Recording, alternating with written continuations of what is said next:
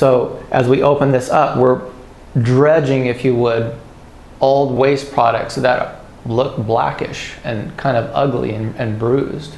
So if you see those types of conditions as a client, it's no big deal. It's part of the healing process. We're dredging up toxins in the body. We're reestablishing circulation. The more you do it, you will get better much faster by implementing cupping therapy. If you want the bruises to go away faster, the more water you drink, the more you can go to a steam room and sweat heavily and push this stuff out of the system.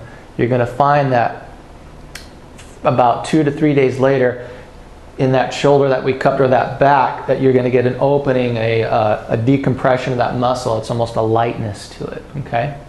So the acupuncture that we're using is what's called trigger point acupuncture. So this is non-diagnostic, all right? Again, we're not treating disease, we're not ascertaining and diagnosing, we're simply utilizing a needle, honestly, to excite a response in the nervous system. So when you have constant agitation in the muscle fiber, or let's say a shortening of muscle or muscle that's been damaged, the nervous system will read this and shut it down. So you might still be able to use that shoulder, but it's only because other muscles are now being asked to work because that one muscle is shut down. So when we use needles, we're going straight into those trigger points. That's why it's called trigger point acupuncture. So straight into the center of that knot or that trigger point. And what we're looking to do is elicit kind of a twitch response, and you'll actually see the muscle kind of jump.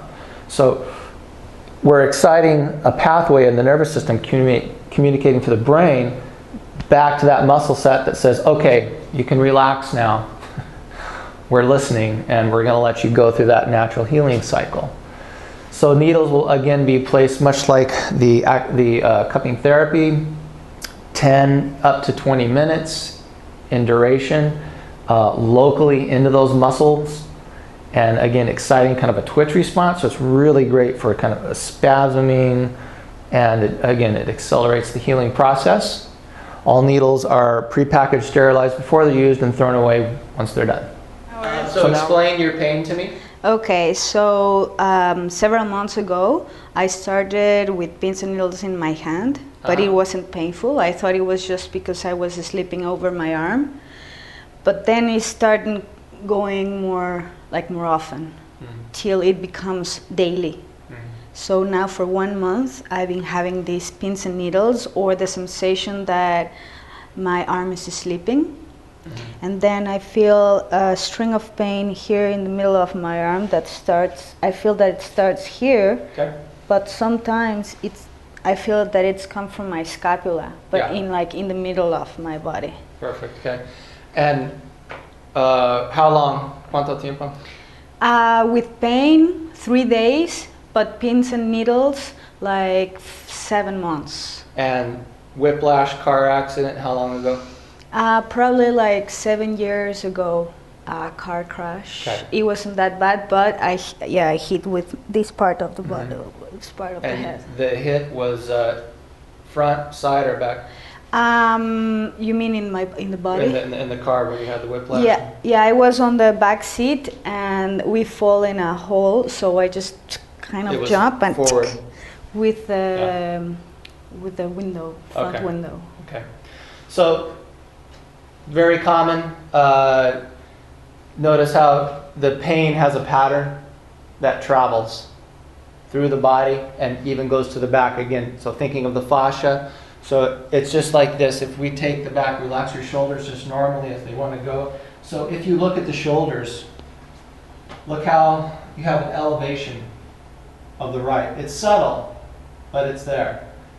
Okay. So again, if you look at the body as the fabric, again, if I take this fabric here, turn around slowly, you'll see how that fabric has a tug and a pull to the front. So again, this is fascia, right? It's not just muscle sets itself, it's what contains the muscle, which is fascia, connective tissues, right? As you create tug and pull and shortening in the body, you'll get a shoulder. If you look at my shoulders, what will happen is over time it starts, as those tissues have been traumatized, you'll get that thickening of the muscle fiber will just, it doesn't go away. With time, I wish it did, I wouldn't exist. So, it starts to harden, thicken, shorten, and it involves other systems. So if you have to look at the joint itself. So that shoulder joint is doing this. It creates a lift and a pull, and it like this.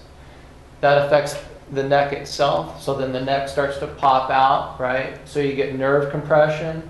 You get loss of natural curvatures in the spinal column. And again, so basically what we're going to do today is get in there and apply some deep tissue massage down the neck and the shoulder. So if we turn her around, you can see how these muscle sets that go up into the neck, how they're shortening here, right?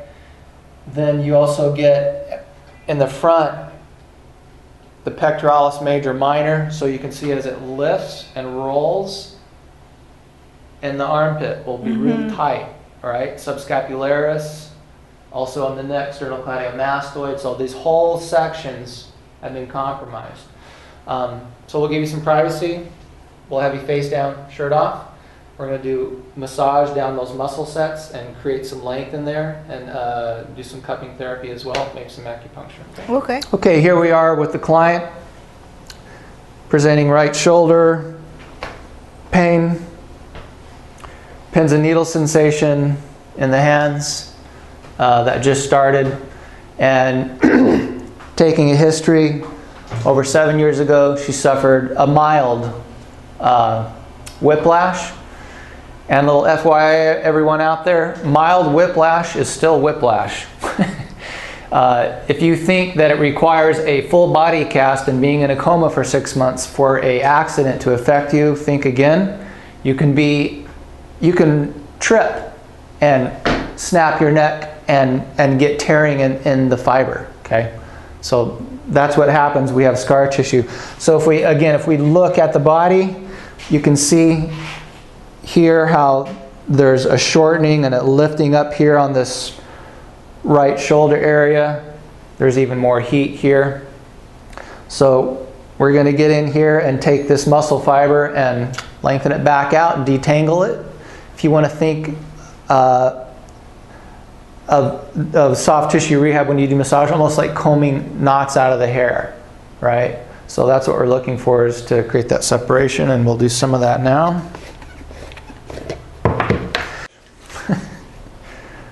Relaxation is wonderful, and that is always a part of therapy. One thing I like to focus on more of is actually breaking the scar tissue. You cannot talk scar tissue out of its holding pattern. When I say break the tissue, that's pretty much what happens. It's a deadened fiber, and we're just going to work through it. So let's take a deep breath here.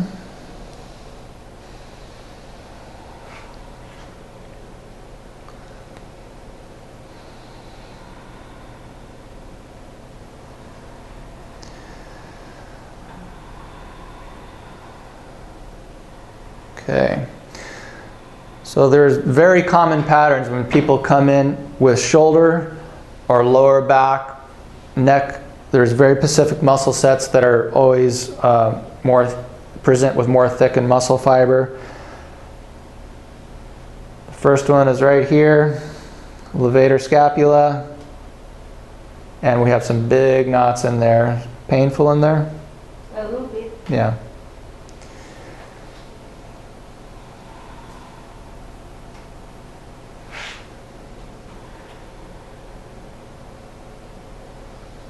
So what we do is we go right to the heart of where that tissue is bound up, holding it and gliding off of it.